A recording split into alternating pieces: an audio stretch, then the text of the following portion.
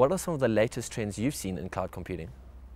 Well, there are two key trends that I see in cloud computing. On the business side, it's really the adoption of what we call private clouds, that are people who are building their own clouds inside their own data centers. The other key trend is illustrated by what Apple announced last night, which is iCloud, which is their acknowledgement that the really important thing in the future is where your data is going to live, not the particular device that you use to access that information. Cloud computing may be the cheaper alternative to the traditional hosting server, but is it as secure?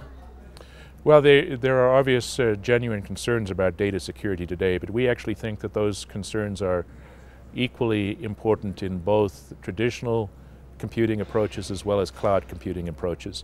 Neither of them are going to be completely foolproof.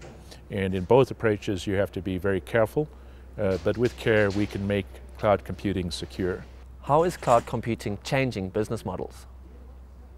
Well, cloud computing is changing business models in that businesses really want to focus on what's important to them, what makes them more competitive than the next business down the street, and spend less time and money on the boring parts of computing.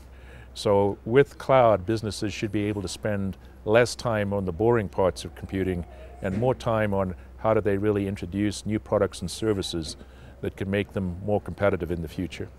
In your opinion, what does the future hold for cloud computing?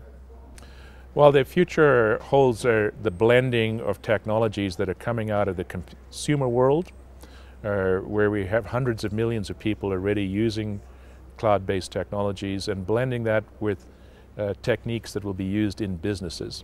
And the future is really the fruitful mingling of those two types of approaches, a consumer approach and a business approach, as we go forward.